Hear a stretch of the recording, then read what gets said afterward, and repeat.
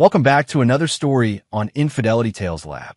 Before we begin, tell us, where in the world are you watching from? Now, let's dive into today's story. Chapter 1. The Birthday Humiliation. Alex Johnson had always prided himself on being a patient man. 20 years in the military had taught him the value of calculated restraint, of observing before acting. But as he watched his 8-year-old son Tommy's face crumble at the sight of his birthday cake, Alex felt something cold and final settle in his chest. Sarah Johnson stood in the kitchen doorway, her blonde hair perfectly styled despite the early morning hour, watching their son with barely concealed amusement.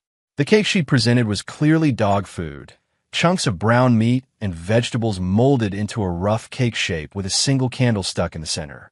"It's just a joke," Sarah laughed, her voice carrying that particular edge it had developed over the past year. "Come on, Tommy, where's your sense of humor?"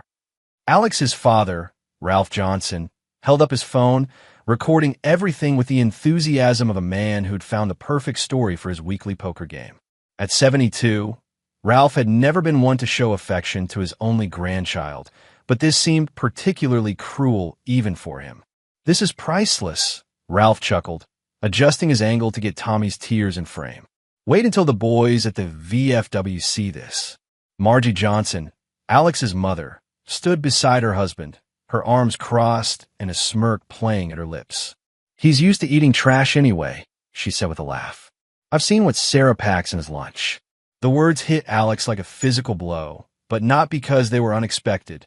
His mother had always favored Sarah over him, had always made it clear that she thought his wife was too good for him. What shocked him was the casual cruelty directed at Tommy, his innocent son who was already struggling with being the smallest kid in his grade. Alex said nothing, just smiled. The same smile he'd worn when enemy combatants had thought they'd gotten the better of him in Afghanistan. The same smile that had preceded some of his most decisive victories. Tommy ran from the room, his small footsteps echoing up the stairs, followed by the slam of his bedroom door. Sarah shrugged and began preparing her real breakfast, Greek yogurt and granola, the same pristine meal she'd eaten every morning for the past 3 years. "You could have at least waited until after school," Alex said quietly, his voice carrying no emotion. "Oh, please," Sarah rolled her eyes. "It's not like he won't get over it. Kids are resilient. Besides, maybe this will toughen him up a little. He's too soft." Ralph lowered his phone, finally stopping the recording. "Your wife's got a point, Alex. The boy needs some backbone. When you were his age, we would have laughed right along with a joke like that." Alex remembered being 8 years old. He remembered his parents' idea of humor, their casual cruelty disguised as character building.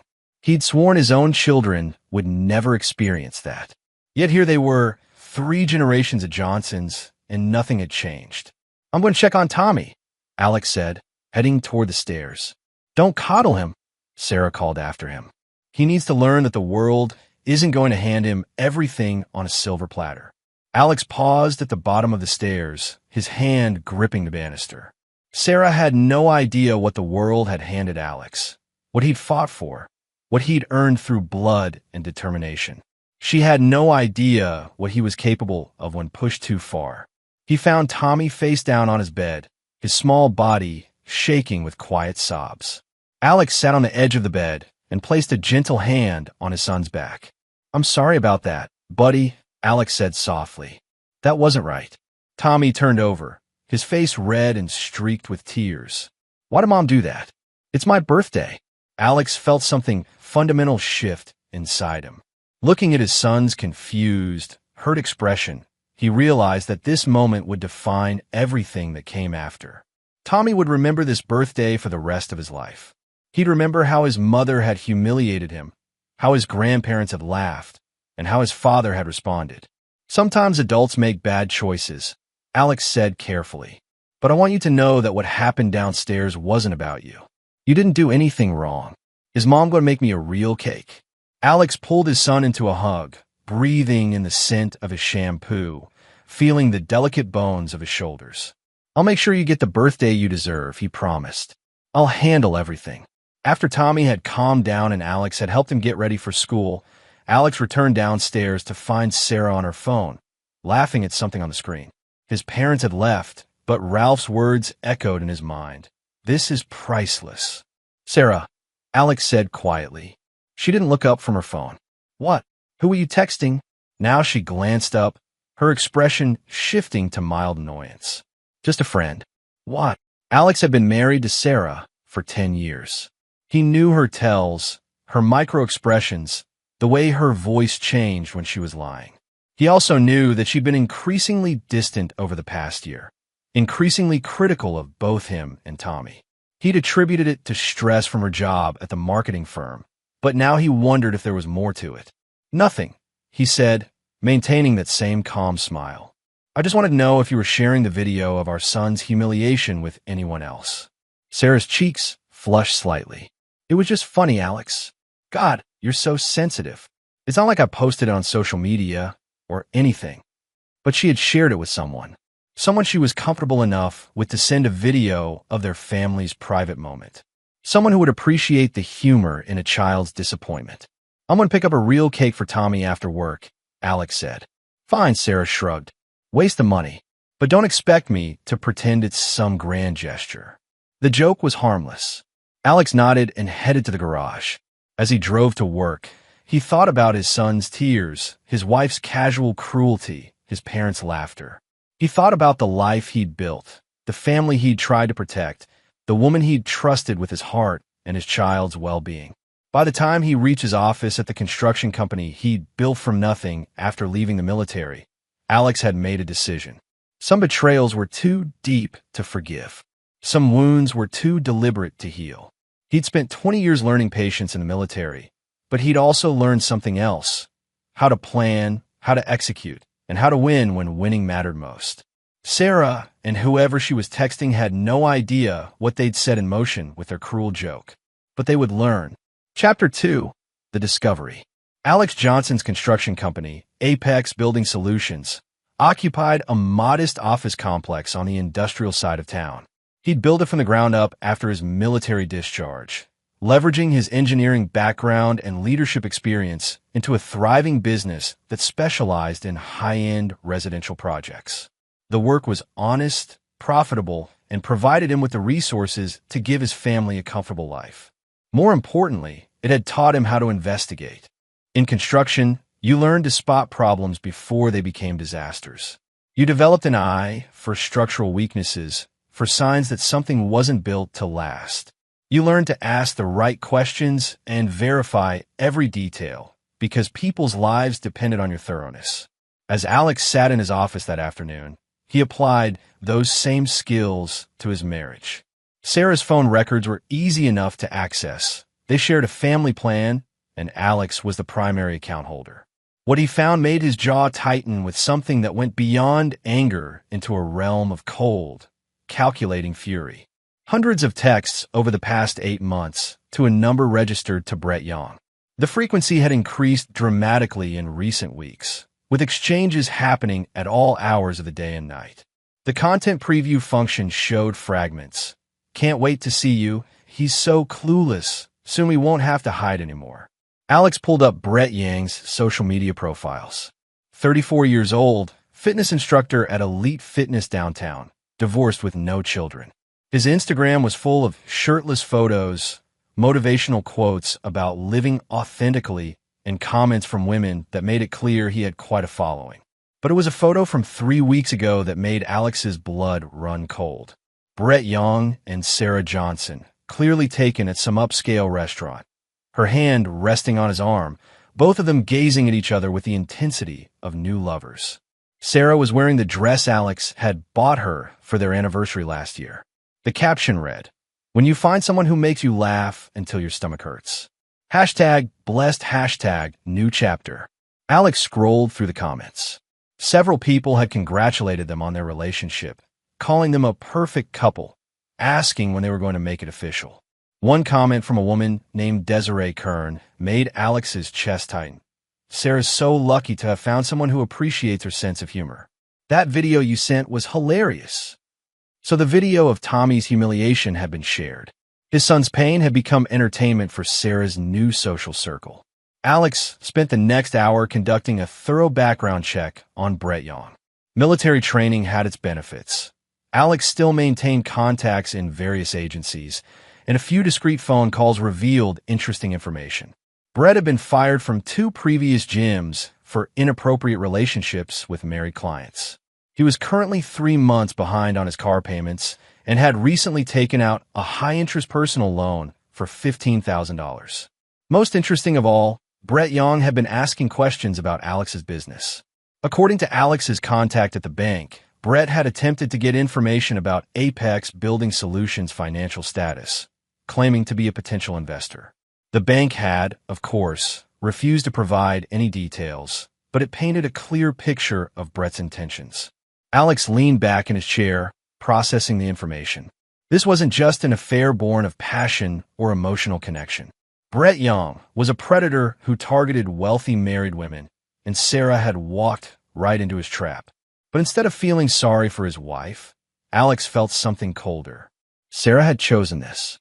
She'd chosen to humiliate their son, to betray their marriage, to destroy their family for a man who saw her as nothing more than a paycheck. His phone buzzed with a text from Sarah, "Working late tonight. Don't wait up." Alex smiled that same calm smile from the morning. He typed back, "No problem. Take your time." Then he made a series of phone calls. The first was to his lawyer, Ian Brennan, who'd handled the legal aspects of Alex's business for years. Ian was discreet, thorough, and had a reputation for aggressive representation when needed. "Ian, I need to discuss some personal matters," Alex said when the lawyer answered. "Hypothetically, what would be the best way to protect my assets if I were facing a divorce?" "That's an interesting hypothetical," Ian replied carefully. "How time-sensitive is this hypothetical situation?" "Very." "I see.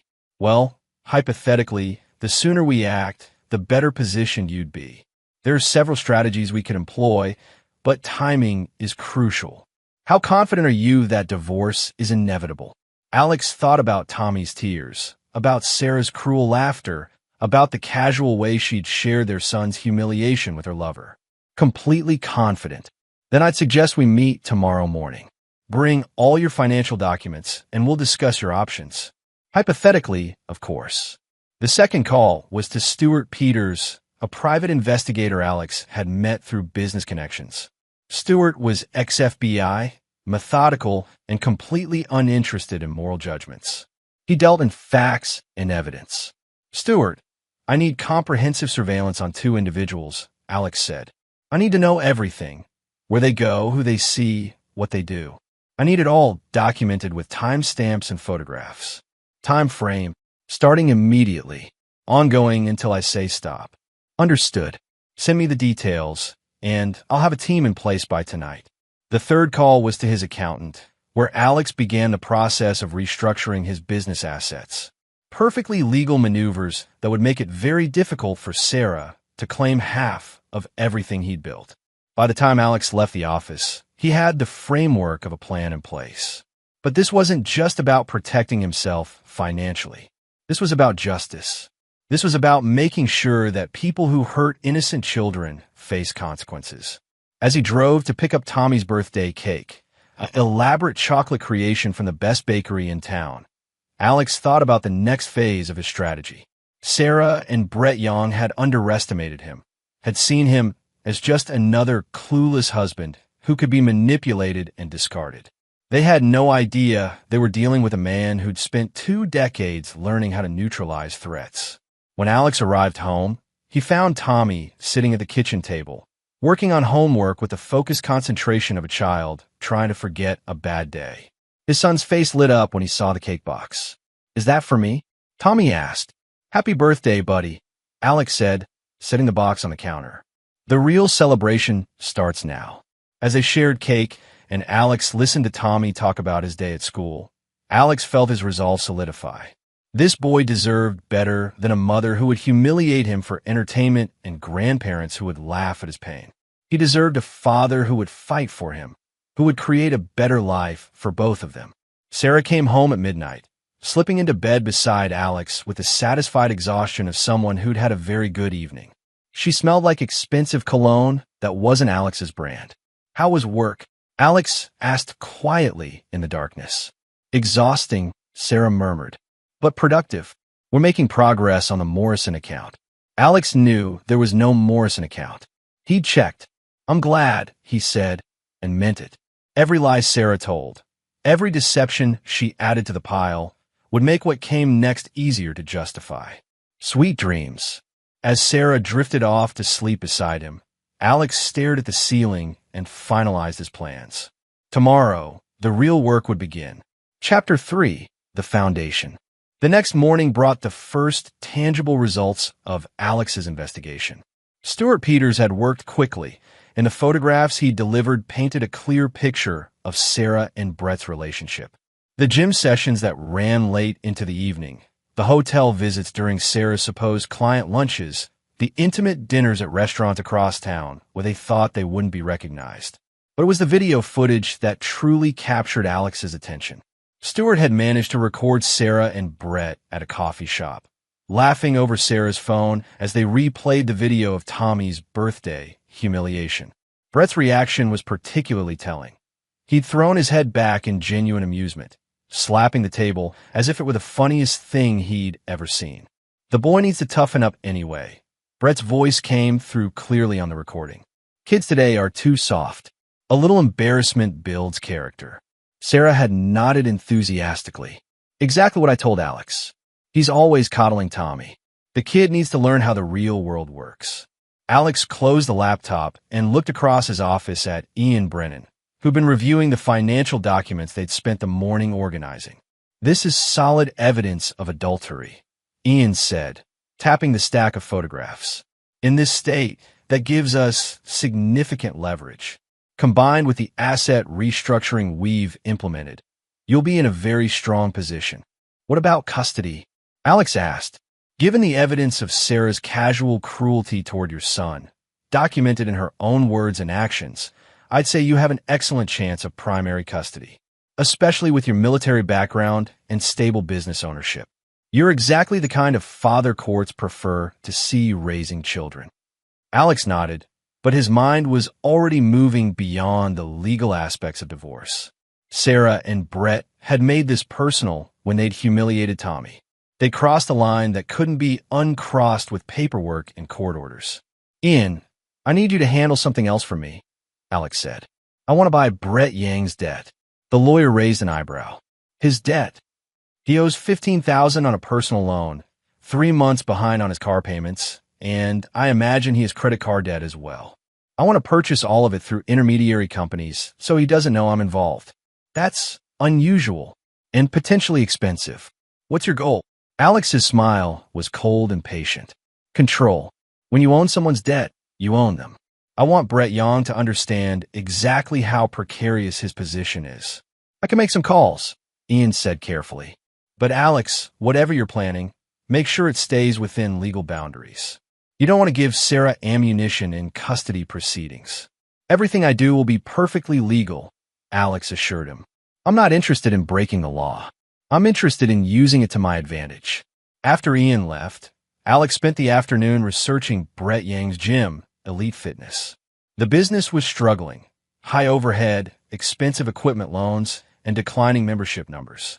The owner, Eduardo Hoyt, was a former bodybuilder who'd invested everything he had into the gym and was now facing financial difficulties.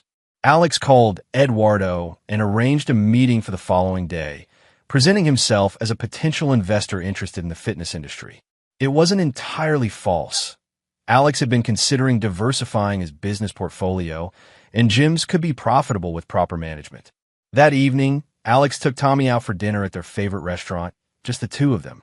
His son was still subdued from the morning's humiliation, but he perked up when Alex let him order dessert without finishing his vegetables. Dad, why did Mom put dog food in my cake? Tommy asked between bites of ice cream. Alex had been dreading this question, but he'd prepared for it. Sometimes people make choices that hurt others, even when they don't mean to. Your mom thought it would be funny, but she didn't think about how it would make you feel. Grandpa and Grandma thought it was funny too. I know, buddy, and that wasn't right either. You know what, though? You handled it with more dignity than any of them showed. I'm proud of you for that. Tommy considered this seriously, the way children do when they're trying to understand the complex motivations of adults. Are you mad at Mom? Alex chose his words carefully. I'm disappointed that she hurt your feelings, and I'm going to make sure it doesn't happen again. Promise. Promise. When they returned home, Sarah was in the living room, lounging on the couch with her phone. She barely looked up when they entered. How was dinner? She asked, but her tone suggested she was asking out of obligation rather than interest. Good, Alex replied. Tommy, why don't you go get ready for bed? I'll be up to read with you in a few minutes. After Tommy had gone upstairs, Alex sat down across from Sarah. She was scrolling through social media, occasionally smiling at something on her screen.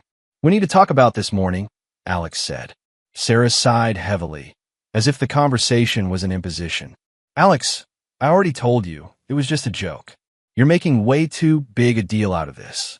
Our son was humiliated on his birthday. My parents filmed it. You shared it with your friends. How is that not a big deal? For the first time, Sarah looked directly at him, and Alex caught a flash of something cold in her eyes. Maybe if Tommy wasn't so sensitive, it wouldn't have been such a problem. And maybe if you didn't coddle him so much, he'd be able to handle a little teasing. Teasing. Alex kept his voice level, but inside his resolve crystallized further. Sarah, you gave our 8-year-old son dog food instead of a birthday cake, and then laughed when he cried. That's not teasing. That's cruelty. Sarah's cheeks flushed, but with anger rather than shame. Oh, please.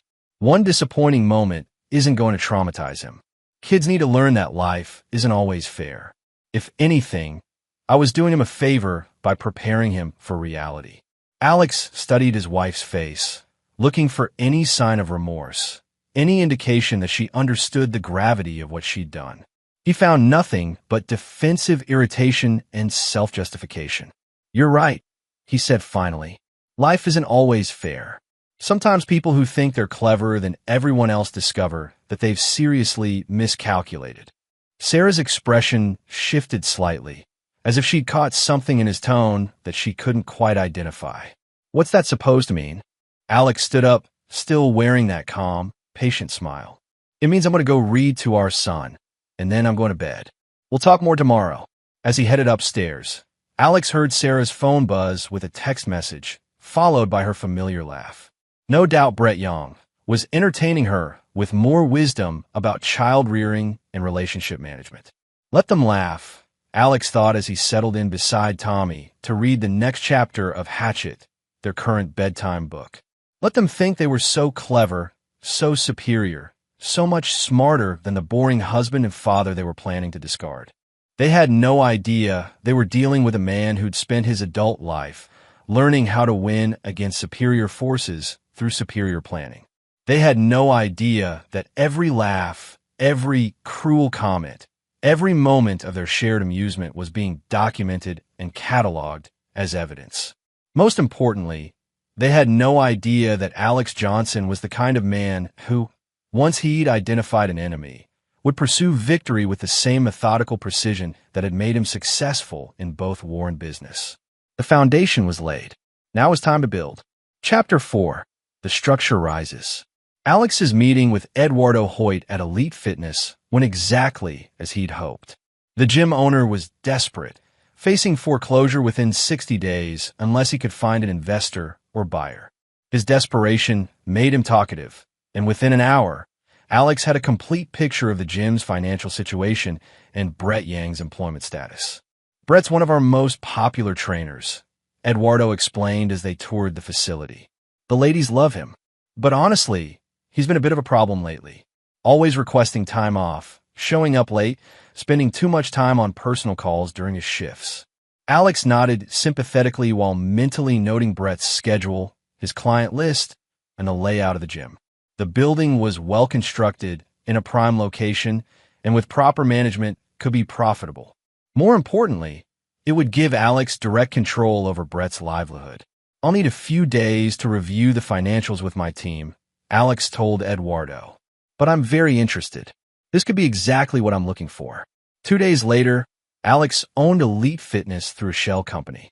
Eduardo was so grateful for the cash infusion that he gladly accepted Alex's suggestion to promote the gym's customer service standards and implement stricter employment policies. Brett Young had no idea his new boss was the husband of the woman he was sleeping with. Meanwhile, Stuart Peters continued his surveillance, providing Alex with a detailed timeline of Sarah and Brett's affair. They met 3 times a week, Mondays at the Marriott downtown, Wednesdays at Brett's apartment, and Fridays at various restaurants around the city. Sarah had even taken vacation days to spend full afternoons with Brett, lying to Alex about spa visits and shopping trips with friends. The most damaging evidence came from a recording Stuart had made at Brett's apartment. Through a directional microphone, he'd captured a conversation that revealed the true scope of Sarah and Brett's planning. "He's such a pushover," Sarah's voice was clear on the recording. 20 years of marriage, and he's never stood up to me once. When I file for divorce, he'll probably just roll over and agree to whatever I ask for. What about the kid? Brett's voice carried casual indifference. Tommy? Alex can have him. I never wanted children anyway. The whole mother thing was just part of the package deal. Now that I've found someone who actually understands me, I don't need to pretend anymore. Alex had listened to this recording 3 times, each playback strengthening his resolve. Sarah wasn't just betraying their marriage. She was planning to abandon their son. Tommy would grow up knowing his mother had chosen another man over him, had walked away without a fight. That was unacceptable. Alex's next move was psychological. He began subtly altering Sarah's routine, creating small disruptions that would increase her stress and push her toward making mistakes.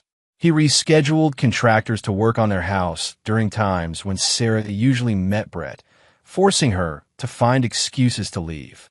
He arranged for Tommy's school events to conflict with her planned afternoons away. He even had their credit cards temporarily flagged for suspicious activity, creating hassles when she tried to pay for hotel rooms. None of these actions were overtly suspicious, but together they created a pattern of frustration that began affecting Sarah's mood and judgment. "Why is everything falling apart lately?" Sarah complained one evening after a particularly difficult day. Her credit card had been declined at lunch. The house alarm had malfunctioned during a planned rendezvous with Brett, and she'd received a notice that her gym membership needed updating. "Just bad luck, I guess," Alex replied, not looking up from the financial reports he was reviewing. "These things happen in clusters sometimes." Sarah studied his face suspiciously. "It's like someone's deliberately sabotaging my schedule." Alex glanced up with apparent concern. "That's a strange thing to say. Who would want to sabotage your schedule?" "I don't know. It just feels coordinated. Maybe you're just stressed from work," Alex suggested. "The Morrison account has been keeping you busy lately." Sarah's expression tightened slightly. She'd forgotten that she'd claimed to be working on a non-existent account. "Right, the Morrison account. It's been challenging. I'm sure you'll figure it out," Alex said, returning to his papers. "You always do." But Sarah's paranoia was growing, and paranoid people made mistakes. Alex was counting on it. At the gym, Brett was experiencing his own set of frustrations. His new management had implemented strict policies about punctuality, customer service, and appropriate relationships with clients. 3 written warnings for various infractions had appeared in his personnel file, each one documented with security camera footage and witness statements. "It's like they're watching my every move," Brett complained to Sarah during one of their Wednesday afternoon meetings. "The new owner is some kind of control freak. Everything has to be perfect. Everything has to be documented." "At least you have job security," Sarah replied, but her tone was distracted. She was thinking about the series of small disasters that had been plaguing her schedule. "For now, but one more write-up and I'm out." They made that very clear. Alex, listening to this conversation through Stuart's surveillance equipment, smiled with satisfaction. Brett was walking a tightrope, and Alex controlled both ends of the rope. The debt acquisition had also been successful. Through a series of intermediary companies, Alex now owned Brett's car loan, his personal loan, and had purchased his credit card debt from the original issuer. Brett had no idea that his financial obligations now ran directly to the man whose wife he was seducing. Phase 2 of Alex's plan was ready to implement. Late one evening, as Sarah slept beside him, Alex received a text from an unknown number. "Your wife is cheating on you. Elite Fitness, Tuesday, 3 p.m. Check the Marriott downtown if you want proof." Alex deleted the message and smiled in the darkness. Anonymous tips were so useful especially when they came from fictional concerned citizens who happened to know exactly when and where to look for evidence. Tomorrow, Alex would play the role of the suspicious husband, conducting his own investigation and discovering his wife's betrayal. He would be shocked, hurt, and desperate for guidance. The perfect setup for what would come next. Sarah and Brett had no idea they were about to spring their own trap. Chapter 5. The Walls Close In. Alex's performance as the devastated husband, discovering his wife's affair, was flawless. He followed Sarah to the Marriott on Tuesday afternoon, timing his arrival to catch her and Brett entering the elevator together. The security cameras captured his apparent shock, his hands trembling as he approached the front desk, his voice breaking as he asked which room his wife had checked into. "I'm sorry, sir, but I can't provide guest information," the desk clerk had said. "Please," Alex had replied, his voice perfectly pitched between hurt and desperate. "I think my wife is here with another man. I just need to know if I'm losing my mind." The desk clerk, a young woman named Cara Mays, had taken pity on him. While she couldn't provide room numbers, she could confirm that a Sarah Johnson had indeed checked in that afternoon with a male companion. Alex had thanked her profusely, handed her a $100 tip, and left the hotel looking like a broken man. The security footage would show exactly what any reasonable person would expect to see: a loyal husband discovering the worst betrayal possible. That evening, Alex confronted Sarah with the evidence he'd gathered. He sat her down in their living room, his hands visibly shaking, his voice carefully modulated to convey hurt rather than anger. "I followed you today," he said quietly. "I know about Brett Young." Sarah's face went through a rapid series of expressions: surprise, panic, calculation, and finally defiance. "How long have you known?" "I've suspected for a while, but today confirmed it."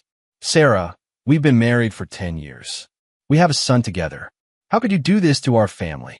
Instead of remorse, Sarah's expression hardened into something cold and determined. "Because I'm not happy, Alex. I haven't been happy for years. Brett makes me feel alive again, makes me feel like the woman I used to be before I got trapped in this suburban housewife nightmare."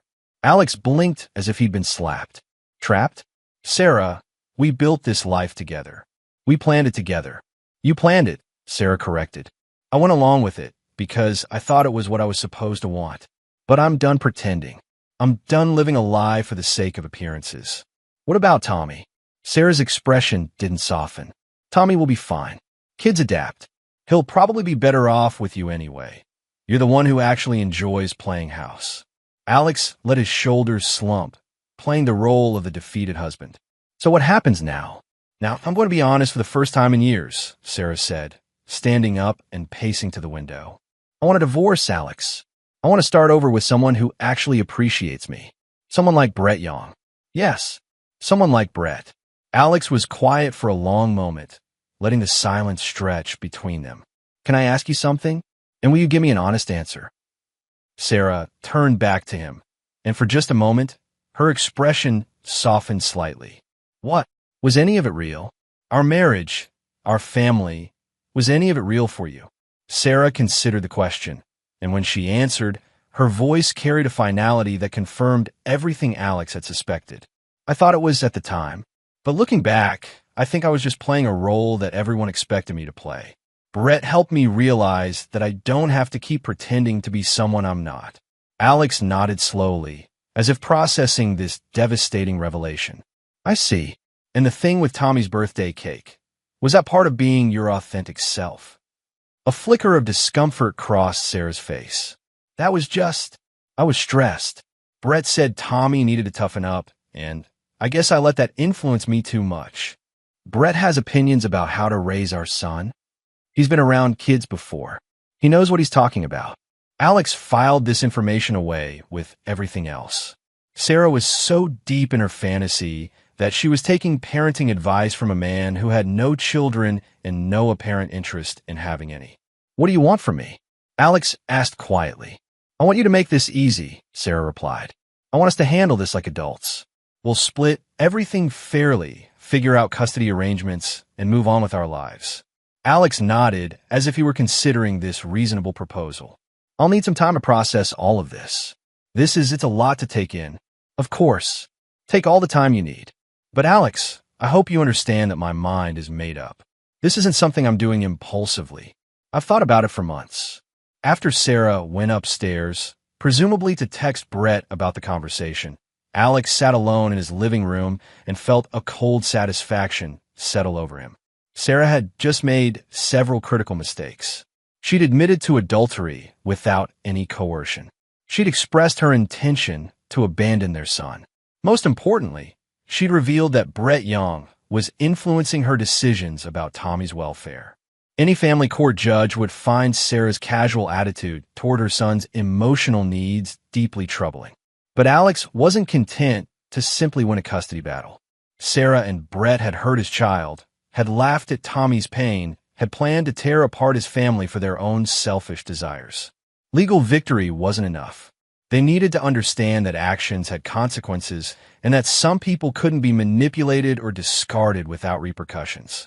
The next phase of Alex's plan required precision, timing, and careful orchestration. Over the following week, he began implementing a series of moves that would systematically dismantle both Sarah and Brett's carefully constructed lives. At Elite Fitness, Brett received his final warning for inappropriate conduct with female clients. Security cameras had captured him exchanging personal phone numbers with married women, using gym equipment during off hours without authorization, and spending excessive time in private training sessions that involved more conversation than exercise. One more incident and you're terminated, Eduardo informed him. The new ownership is very strict about maintaining professional standards. Brett was furious but powerless. He needed the job, especially with his mounting debt obligations. What he didn't know was that those debts were about to become much more demanding. Alex's intermediary companies began calling in Brett's loans simultaneously. His car loan was accelerated due to missed payments. His personal loan was declared in default, and his credit card were frozen pending review of his account status. Within a single week, Brett went from financial stress to financial crisis. How can they all demand payment at once? Brett asked Sarah during one of their increasingly tense meetings. It's like they're coordinating against me. Maybe it's just bad timing, Sarah replied, but she was dealing with her own mysterious problems. Her credit score had suddenly dropped due to irregularities in her financial history. Her company's HR department had received an anonymous tip about her falsified expense reports, leading to an internal investigation. Even her gym membership had been revoked due to a clerical error that would take weeks to resolve. Both Sarah and Brett were beginning to feel like they were under siege, but neither could identify the source of their troubles. Their stress was affecting their relationship, creating tension and blame where there had once been passion and excitement. Alex watched it all unfold with the patience of a man who understood that the best victories were those where your enemies defeated themselves. He was simply providing the pressure that revealed their true characters. The final phase was ready to begin. Chapter 6: The Trap Springs. The anonymous letter arrived at Sarah's workplace on a Thursday morning, delivered by a courier service that had no record of who had paid for the delivery. It was addressed to her personally and marked confidential, personal matter. Inside was a single sheet of paper with a brief message printed in generic font. Your husband knows everything. He's been planning his revenge for weeks. Check your bank accounts. Check your credit report. Ask yourself why everything in your life is suddenly falling apart. Get out now before it's too late. Sarah's hands trembled as she read the message twice, then a third time. She immediately called Brett, who was dealing with his own crisis at the gym. We need to meet, she said, her voice tight with panic. Something's wrong. Something's very wrong. They met at a coffee shop across town, both looking haggard and suspicious. Sarah showed Brett the letter, and his face went pale as he read it. This explains everything, Brett said, his voice hollow. The job problems, the loan issues, the surveillance at work. He's been orchestrating this whole thing. But how? Alex doesn't have the connections or the knowledge to pull off something like this. He builds houses. He was military, Brett reminded her. Special forces guys learn all kinds of skills. And he's got money, Sarah. Rich people can buy any kind of help they need. Sarah felt a chill of real fear. She'd always seen Alex as predictable, controllable, the kind of man who would accept whatever life handed him without fighting back. The idea that he might be actively working against her was terrifying. "What do we do?" she asked. Brett was quiet for a long moment, thinking. "We accelerate our timeline. You file for divorce immediately, before he can make any more moves. We take whatever we can get and disappear." "Disappear where?" "I've got connections in other states. We can start over somewhere else, somewhere he can't reach us." Sarah felt her carefully constructed fantasy beginning to crumble. Instead of a romantic new beginning with Brett, she was facing the prospect of running away like a criminal, abandoning her comfortable life and her son for an uncertain future with a man she was beginning to realize she barely knew. "What about Tommy?" she asked. Brett's expression hardened. "What about him? You said yourself he'd be better off with his father. This just makes it official." The casual way he dismissed her son's welfare was like a slap in the face. "Brett, he's my child. And he's Alex's child, too. Look, Sarah, we always knew this was going to be complicated. But if your husband is really as dangerous as this letter suggests, then staying here isn't an option. We take what we can get and go, or we risk losing everything." That evening, Sarah returned home to find Alex in his study, calmly reviewing documents. Tommy was upstairs doing homework, and the house felt peaceful, normal. It was hard to reconcile this domestic tranquility with the image of Alex as a ruthless manipulator orchestrating her downfall. "Alex, we need to talk," she said from the doorway. He looked up with what appeared to be genuine surprise. "Of course. Come in." Sarah entered the study and closed the door behind her. "I've decided I want to proceed with the divorce immediately. I've already contacted a lawyer." Alex's expression shifted to what looked like resignation mixed with sadness. "I see. I was hoping we might try counseling first, but if your mind is made up..." "It is. I want this to be as straightforward as possible. We split the assets 50-50. I take my personal belongings, and we work out a custody arrangement for Tommy." "What kind of custody arrangement were you thinking?" Sarah hesitated. This was the moment where she would reveal her true intentions. "I think Tommy would be better off with you as the primary guardian. I'll take visitation rights, of course, but you're more suited to daily parenting responsibilities." Alex was quiet for a long moment, and when he spoke, his voice carried a note of genuine confusion. "Sarah, are you saying you don't want custody of our son?" "I'm saying I want what's best for him. And what's best for him is stability, routine, a parent who can be there consistently. You can provide that better than I can." "Because you're planning to leave town?" Sarah's eyes sharpened. "What makes you say that?" "Just a feeling. The way you're talking, it sounds like you're planning to start completely over somewhere else." The conversation was making Sarah increasingly uncomfortable. Alex seemed surprised by her decisions rather than triumphant, confused rather than calculating. Either he was an exceptional actor, or the anonymous letter had been wrong about his involvement in her recent troubles. "I just want us both to be able to move forward with our lives," she said carefully. "I understand. And Sarah, despite everything that's happened, I want you to be happy. If Brett Young makes you happy, then I hope things work out for you." The casual mention of Brett's name hit Sarah like a physical blow. Alex knew about Brett, had known all along, but his tone carried no anger or threat, just tired acceptance. "How long have you known?" she asked.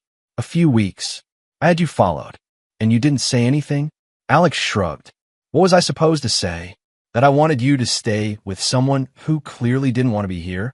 That I wanted to force you to pretend to love me and our son?" Sarah felt tears welling up in her eyes, but she wasn't sure if they were from guilt, relief, or confusion. "Alex, I never meant for things to happen this way. I know. These things rarely happen the way we plan them."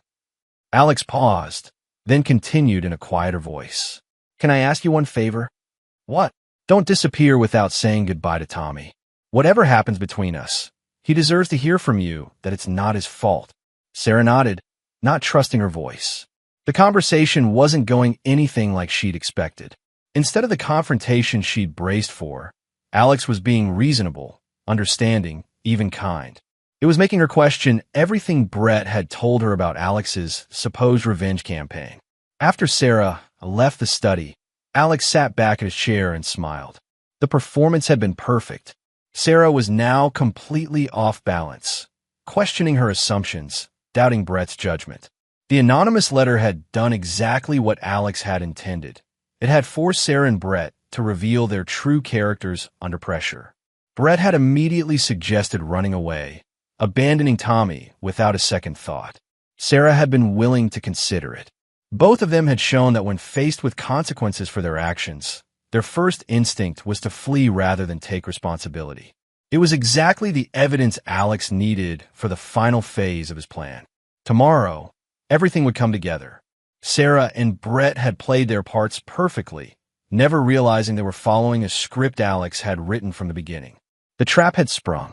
Now it was time to collect what he was owed. Chapter 7. The Reckoning Begins.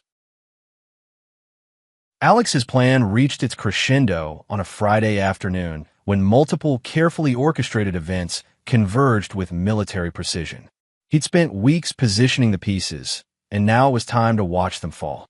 At exactly 2:30 p.m., Brett Young received a phone call at Elite Fitness from a debt collection agency, informing him that all his loans had been consolidated and were now due in full within 48 hours. The total amount was $63,000, far more than Brett had realized he owed due to accelerated interest and penalties. There must be some mistake, Brett protested. I need to speak to a supervisor. The loans have been purchased by a private investment firm, the collection agent explained. They have the legal right to demand immediate payment. If you cannot comply, repossession proceedings will begin Monday morning. At the same time, Sarah was sitting in her divorce attorney's office, receiving devastating news about her legal position. The lawyer, Tony Black, was one of the most expensive in the city, but his expression was grim as he reviewed Alex's financial disclosures. Mrs. Johnson, I'm afraid your husband has restructured his assets in a way that significantly limits what you can claim in a divorce settlement, Tony explained. His business holdings have been moved into trusts and LLCs that predate your marriage. Most of your joint assets appear to have been funded primarily by his earnings, which gives him considerable leverage. But we've been married for 10 years, Sarah protested. I contributed to building that life. That's certainly an argument we can make, but the documentation suggests otherwise. Your husband has been very thorough in establishing the source of all marital assets. Additionally, we have the problem of the adultery evidence. Sarah's stomach dropped. What adultery evidence? Tony slid a thick folder across the desk. Security camera footage, private investigator reports, financial records showing hotel payments and gifts to your boyfriend. Mrs. Johnson, your husband has documented everything. In a state where adultery affects both asset division and custody decisions, this evidence is devastating. Sarah opened the folder with trembling hands and saw photograph after photograph of her and Brett together.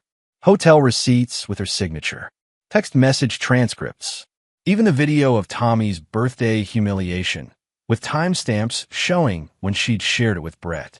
There's more, Tony continued.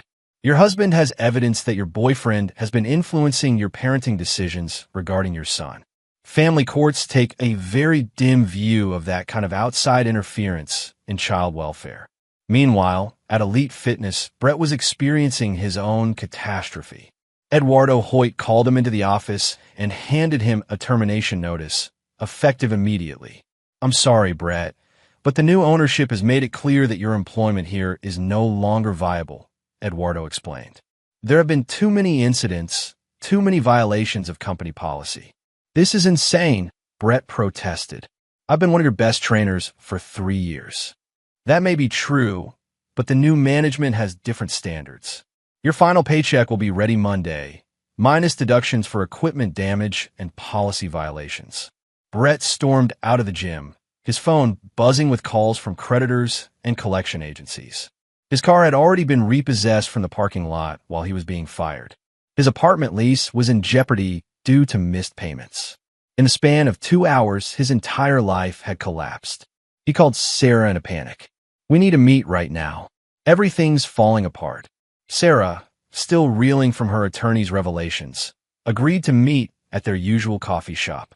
When she arrived, Brett looked like a man on the edge of a breakdown.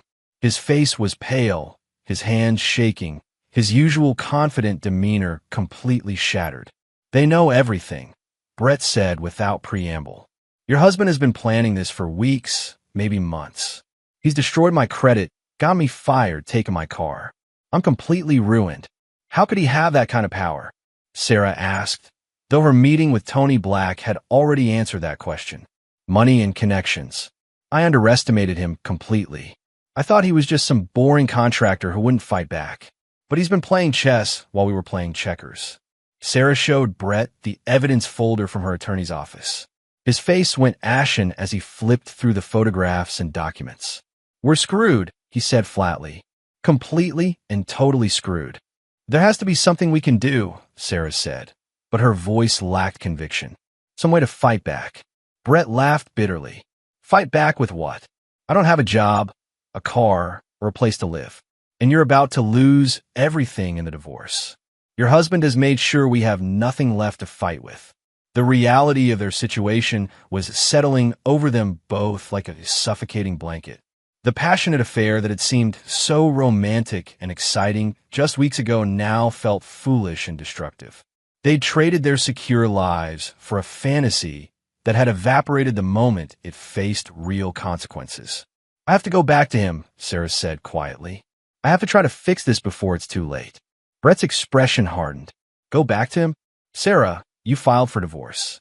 You told him you were leaving him for me. There's no going back from that. Maybe if I apologize, if I explain that I made a mistake, he's not going to forgive you. Look at what he's done to us. This isn't the work of someone who's interested in reconciliation. This is revenge, pure and simple." Sarah stared at the evidence folder, feeling the full weight of her choices. She convinced herself that Alex was weak, that he would simply accept whatever she decided to do.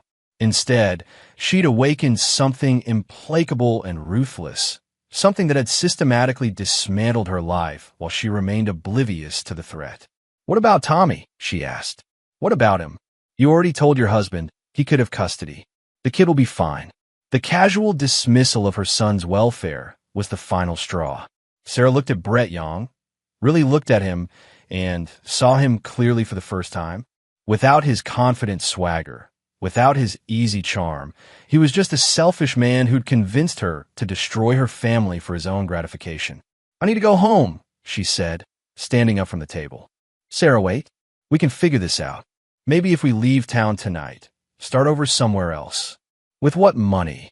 You just said yourself we have nothing left." Brett's desperation was palpable. "I'll figure something out. I always do. But we can't give up now. Not when we've come this far."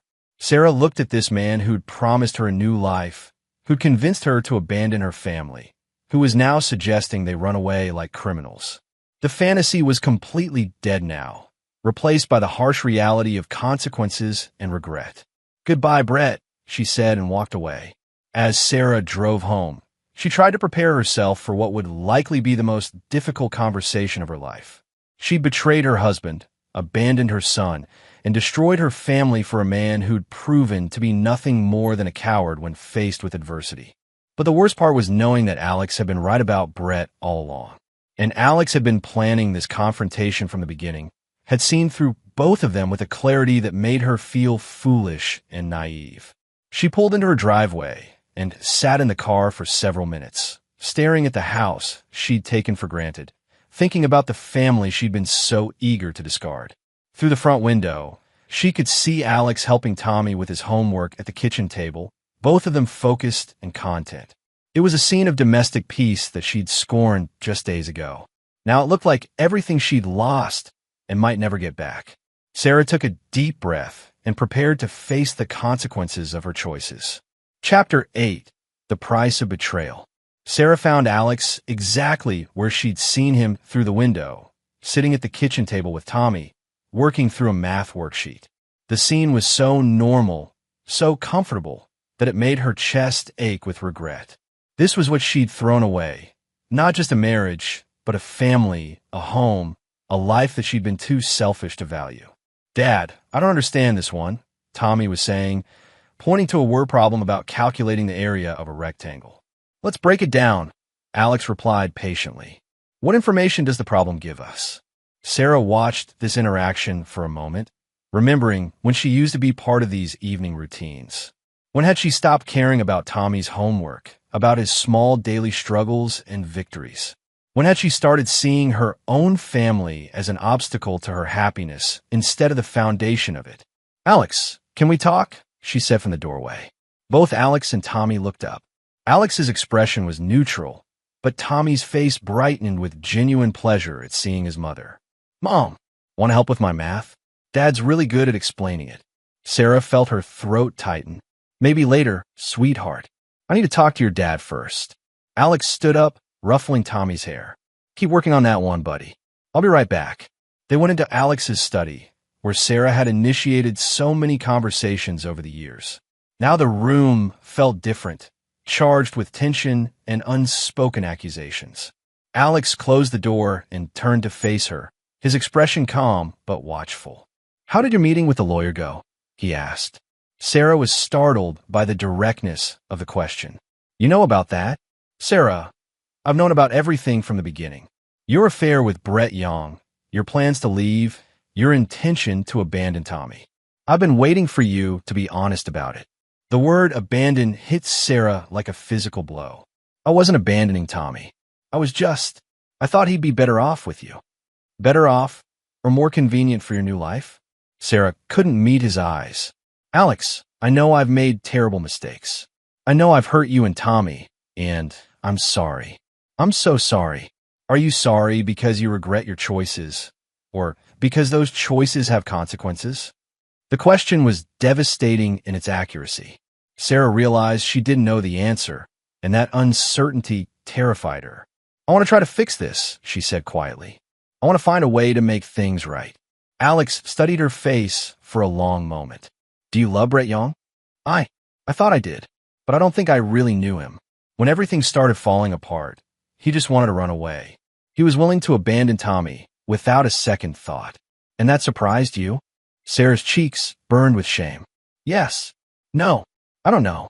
I wasn't thinking clearly about any of this." "You were thinking clearly enough to humiliate our son on his birthday. You were thinking clearly enough to share that humiliation with your boyfriend. You were thinking clearly enough to plan a life that didn't include Tommy." Each accusation was delivered in the same calm, measured tone, but they cut deeper than shouting would have. Sarah felt tears starting to fall, but Alex's expression didn't soften. "I know," she whispered. "I know I was cruel to him. I know I was a terrible mother. But Alex, I want to try to be better. I want to try to fix this family." "Why?" The single word hung in the air between them. Sarah realized that Alex was asking her to examine her true motivations, to be honest about whether her desire for reconciliation was genuine or just another form of self-preservation. "Because I love you," she said finally. "Because I love Tommy. Because I threw away the most important things in my life for something that was never real." Alex was quiet for a long time, and when he spoke, his voice carried a finality that made Sarah's heart sink. "Sarah, there's something you need to understand. I could forgive you for betraying me. I could probably even forgive you for the affair, for the lies, for choosing another man over our marriage. But I will never forgive you for what you did to Tommy. Alex, please. You humiliated our 8-year-old son on his birthday. You laughed while he cried. You shared his pain with your boyfriend as entertainment. And when you thought about your future with Brett, you saw Tommy as an inconvenience to be discarded." Sarah felt the weight of those accusations settling over her like a suffocating blanket. "I know I was wrong. I know I hurt him. But children forgive, don't they? Can I try to make it up to him? Tommy does forgive easily. He's a good kid with a generous heart.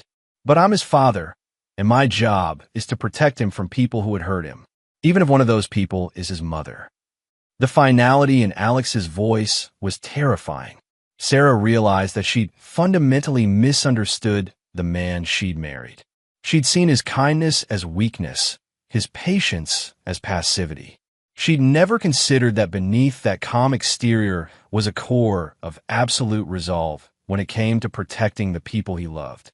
"What happens now?" she asked. "Now you make a choice," Alex said. "You can fight the divorce, try to claim assets you have no legal right to, attempt to get custody of a child you've already demonstrated you don't want. You can make this ugly and painful for everyone involved. or where you can accept the settlement I'm offering.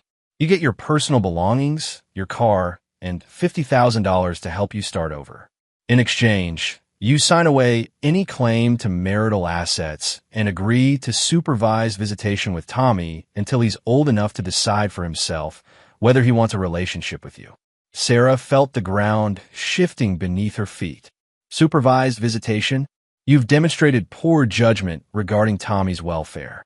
You've shown that you prioritize adult relationships over his emotional needs. Until you can prove otherwise, any contact with our son will be supervised by a court-appointed guardian. The proposal was devastating but not unreasonable. Sarah knew that any family court judge would reach similar conclusions based on the evidence Alex had gathered.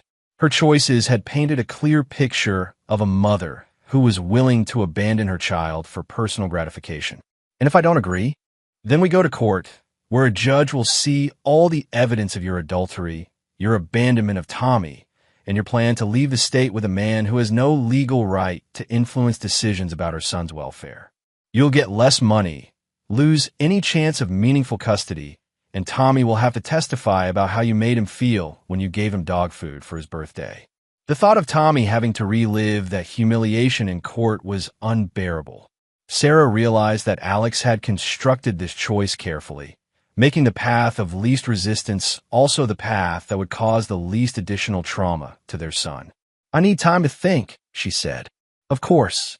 But Sarah, understand that this offer expires in 48 hours. After that, we do this the hard way. As Sarah prepared to leave the study, Alex spoke one more time. There's one more thing you should know. Brett Young has been completely cut off from all financial resources. His credit is destroyed, his employment terminated, his debts called in. He has nothing left and no way to rebuild. Sarah turned back to face him. Why are you telling me this?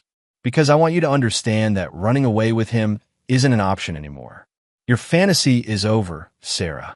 Now you have to live in the real world, where actions have consequences and people who hurt children face justice. Sarah left the study feeling like she'd been hollowed out from the inside. She'd entered the conversation hoping for forgiveness, for a chance to rebuild her family. Instead, she discovered that she'd married a man far more formidable than she'd ever imagined. A man who'd systematically dismantled her life while giving her every opportunity to make better choices. As she packed her belongings that night, Sarah could hear Alex reading to Tommy in the next room, their voices carrying the easy comfort of a father and son who genuinely enjoyed each other's company. It was a relationship she'd taken for granted, a bond she'd been willing to sacrifice for her own selfish desires. Now it was lost to her, possibly forever. Chapter 9. The Last Laugh. 6 months later, Alex stood in the kitchen of their house, his house now, watching Tommy blow out 9 candles on an elaborate superhero-themed birthday cake. The boy's face was radiant with happiness, surrounded by friends from school and teammates from his Little League team. The contrast with the previous year's humiliation couldn't have been more complete. Make a wish, buddy, Alex said, his hand resting gently on his son's shoulder. Tommy closed his eyes, concentrated for a moment, then blew out all the candles in one breath. The room erupted in cheers and applause. What did you wish for? Asked Austin Yoder, Tommy's best friend. Can't tell you, or it won't come true, Tommy replied with the wisdom of 9 years.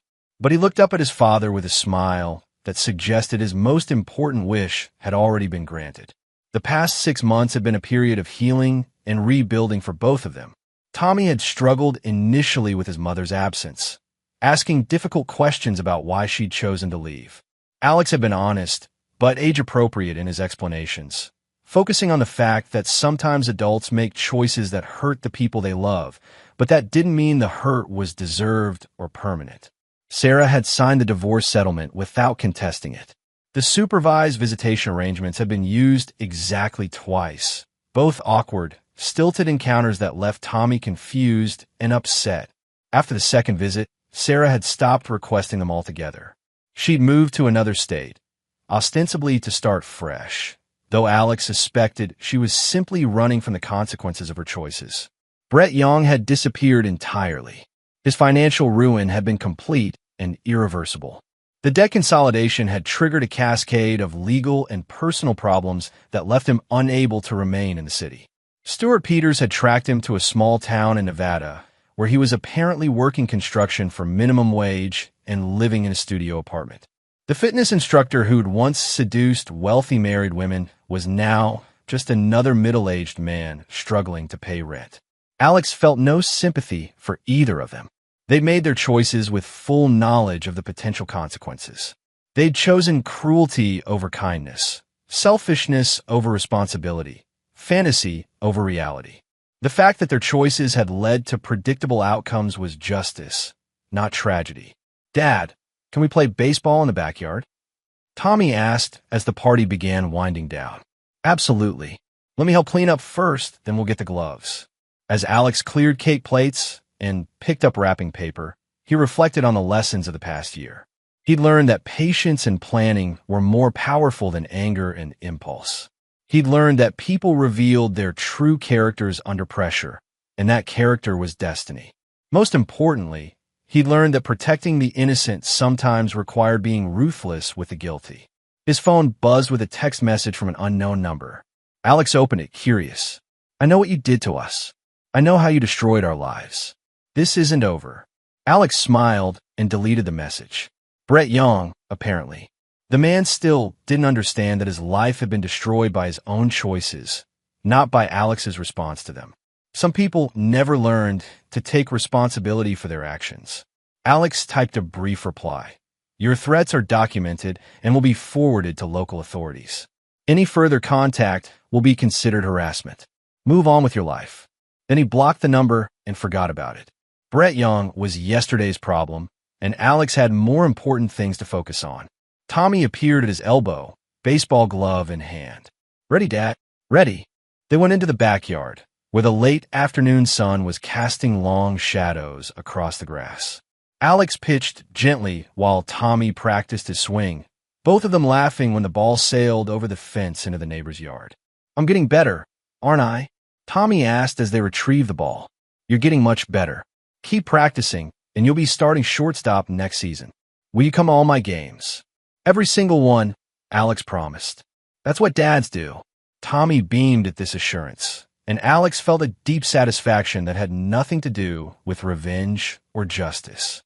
This was what victory actually looked like, not the destruction of enemies, but the protection of innocence, the preservation of love, the building of a life worth living. As they played catch in the fading light, Alex thought about the future he was building with his son. Tommy would grow up knowing that his father would fight for him, would protect him, would never abandon him for personal convenience.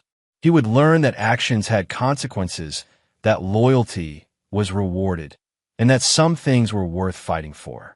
He would also learn that some people couldn't be trusted, that some wounds couldn't be healed with forgiveness alone, and that sometimes the only way to stop a bully was to demonstrate that their actions would have costs they couldn't afford to pay. These were hard lessons, but necessary ones. The world could be cruel, but it was also fair in its own way. People who treated others with kindness and respect generally found kindness and respect returned. People who chose cruelty and betrayal generally found themselves alone with the consequences of their choices. Sarah had learned this lesson too late.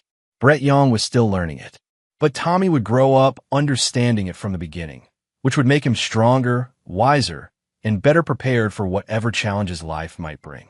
As the sun set and they headed inside for dinner, Alex reflected on the justice of it all.